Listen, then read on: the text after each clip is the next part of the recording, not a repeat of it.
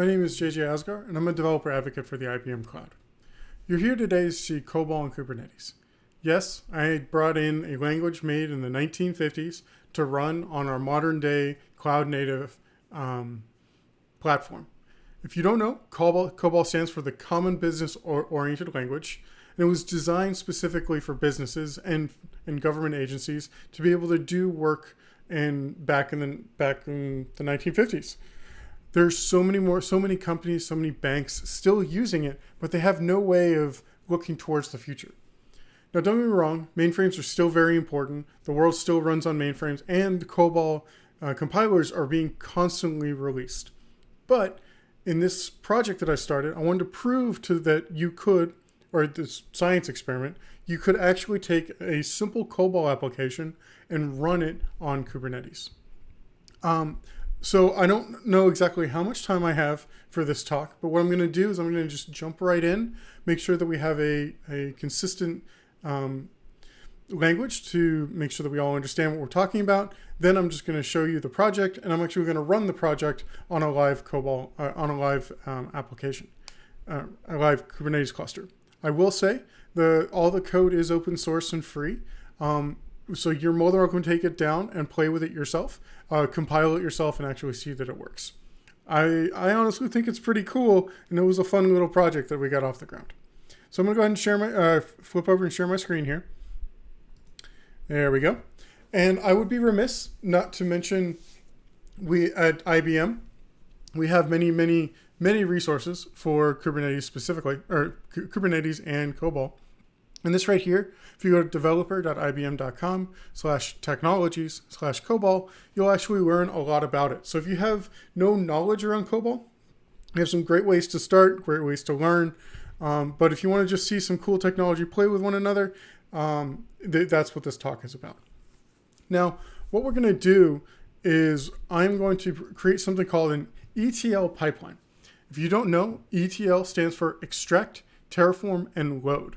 Now imagine, and this is true, banks still use CSV files to transfer money back and forth, right? You have a bunch of account numbers and a total amount of money on an account. When a bank needs to transfer that money to another bank, they actually do send it over FTP. That's a different conversation. But they do take those numbers, and then they transform it in the sense of extract, transform, and then they load in that information elsewhere. So the majority of actual COBOL applications is slurping in some data, munging it around, and then putting it somewhere else. So what I've done is I have created on Kubernetes a very simple ETL pipeline.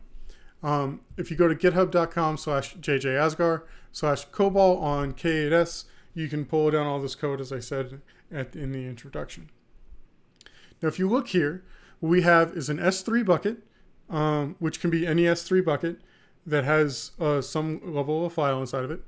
I run something called a watcher in, which actually just sits there and polls and waiting for the file to appear. Then we send it to a volume. In this case, what we're going to be using is an empty dir between 3 containers, which I'll show in the deployment in just a moment. Then we're going to have COBOL actually change those numbers for us.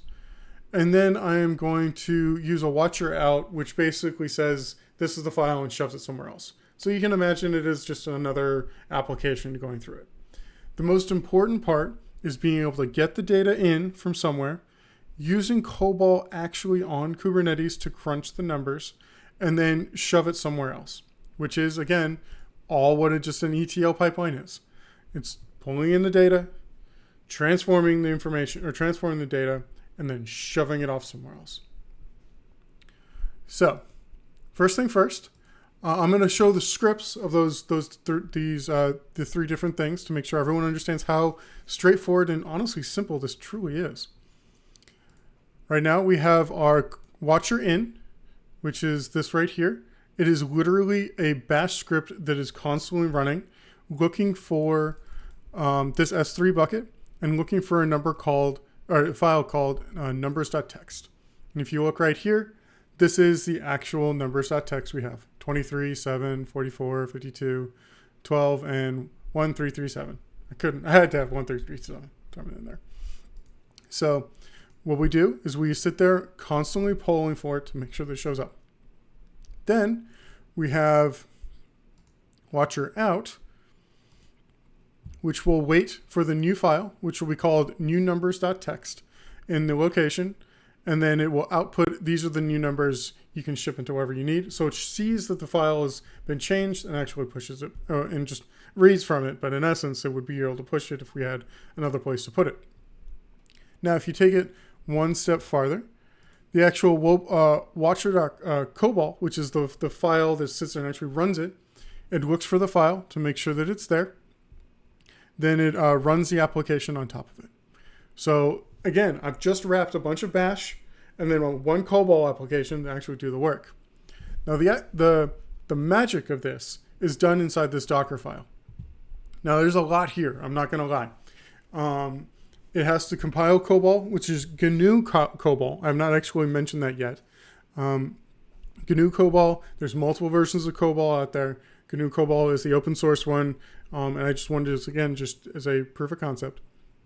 It spins up the CentOS build container, installs it, creates it, then actually runs the COBOL compiler and creates this +5 numbers exe, and then of the COBOL application.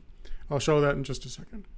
And then we have the scripts to make sure we make that happen. If you do need a good example of how to create layered Docker containers, as you can see from build here, and actually, smashing containers down, or smaller containers. This is a really, really good example. So you don't have so many layers. Anyway, I digress. If you take a look briefly here, this is the actual COBOL application. If you don't know COBOL, that's absolutely fine. The most important part is right here, where it will actually slurp in the original numbers because it's all there, compute the result, and multiply or add 5 to it. That's it, which is very, very straightforward. So you can imagine what these numbers are going to be. It's going to be 28. 7 plus 5 is 12. 49, 52, so 57. You got the point. So again, run the application, pull it in. Now, what I'm going to do is I'm going to go over to here, which you should be able to see what's going on. Good. So if I do kubectl get pods, kubectl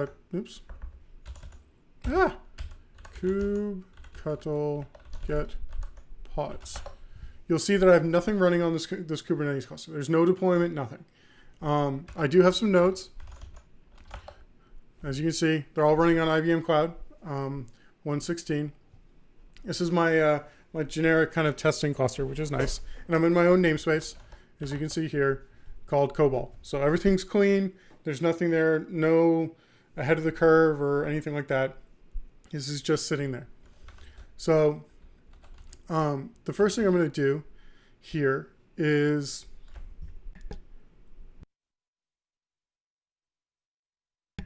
try not to cough into the mic, and I'm going to show this deployment.yaml.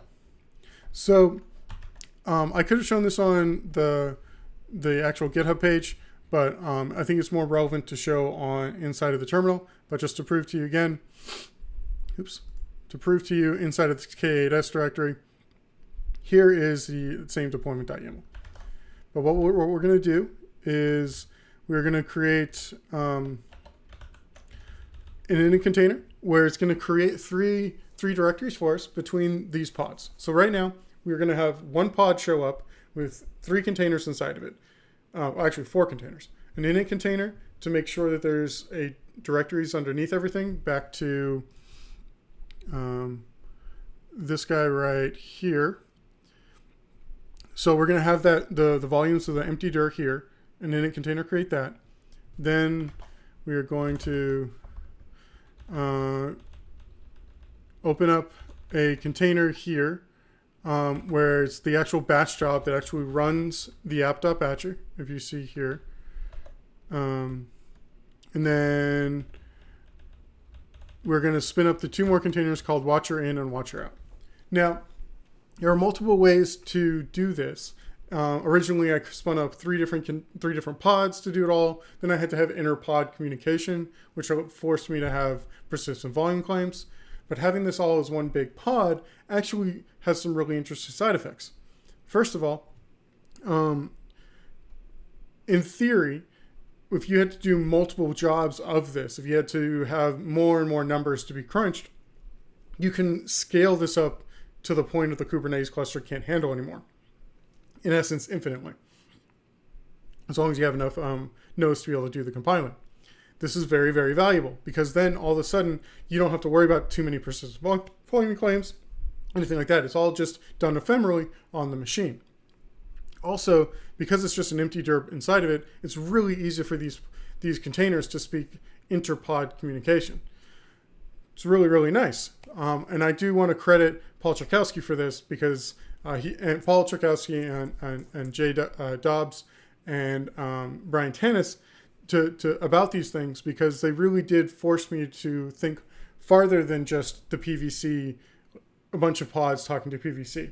Originally, the theory was to spin up n number of COBOL batch processes, in essence, batch processing month or nightly jobs or whatever to do it. But it really isn't a good example. It's better to have everything kind of encapsulated in one pod to do the work and then shove it off where it needs to.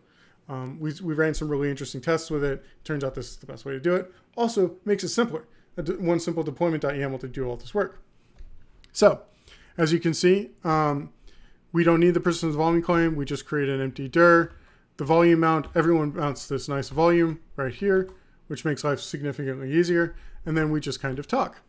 Now, again, I don't want to just sit here and compile the whole container for you. That is just, that can be exercise for you at home.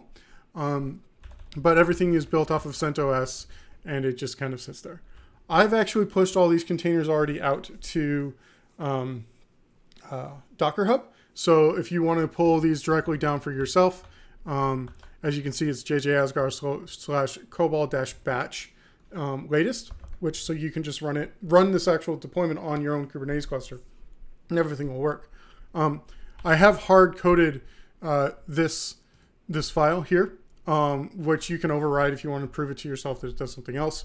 But this is just a simple text file sitting on a cloud object storage on the IBM cloud. So again, if you want to do this yourself, because you think that I'm, there's obfuscation or whatever, there's not. Like, you literally can just run this exact same command I'm about to on our Kubernetes cluster and see that it works. Okay, so I think I've preambled enough, and I think I've kind of shown how this all comes together.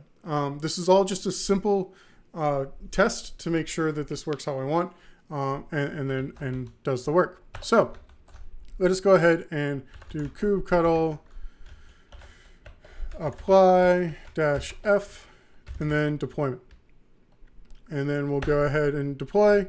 So let's create it. So we do k get pods. We're seeing the init show up now. Still doing init. And then we can do watch kubectl get pods. We're waiting for the initialization happening here. This will only take a couple minutes, not even. And there we go. We have gone ahead and run. So if I can do k get logs COBOL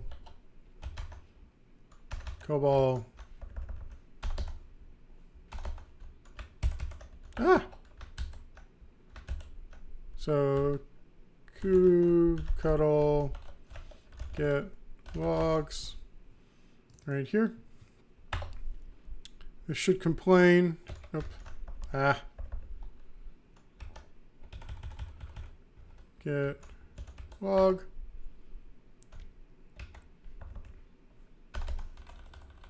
Kubectl log. Ugh. Can never get this right. It's because everyone's watching me. Okay, there we go. And then we want to see COBOL process. COBOL process. So this should be an output of the numbers that we saw. There we go. As you can see right here, 28, 12, 49, 57, 17, and 1, 3, 4, 2. So what I proved is that a simple COBOL application, which is right here, that gets slurped in and created and does the work for us, which is great. I just proved that COBOL can run on Kubernetes by just a container, which in turn means any actual application, as long as you can compile it into a container, can run on Kubernetes. That's pretty cool. It was just a science experiment to kind of show this all coming together, and it allows for anything that you want to run to work. I realize this is not production value code, but it opens up your eyes to the possibility of using Kubernetes as a unified control plane. So take this one step farther. All of a sudden, your boss comes to you and says, hey, we can't look at Kubernetes as an offering or as a way to run our application because we have this legacy app somewhere sitting and we can't touch it all. Well, when you can compile a COBOL application and have it run on Kubernetes, you can extrapolate and go back to your boss saying, no, you can run any application on Kubernetes as long as it's containerized. I'm not going to say containerization is easy. I'm not going to say that cloud native is easy, but I'm saying that the conversation can continue. And that's the value of the science experiment. You don't have to say no because X, Y, and Z. You can say yes because A, B, and C, opening up the door and allowing for people to be successful with the cloud native way and containerization in general. So I hope you've learned something. I'm right about a little bit over 15 minutes. Hopefully this at least spurred a conversation with you, and I hope you have a good time. Please, these are my contact information. Actually, it would be this way. There we go. I'm pointing to it now. You can hit me up on Twitter at JJ Asghar, or yes, truly, my email address is awesome@ibm.com. I'm here to help. I'd love to see what you come up with or what you have thought. Thank you so much, and I hope to catch up with y'all later.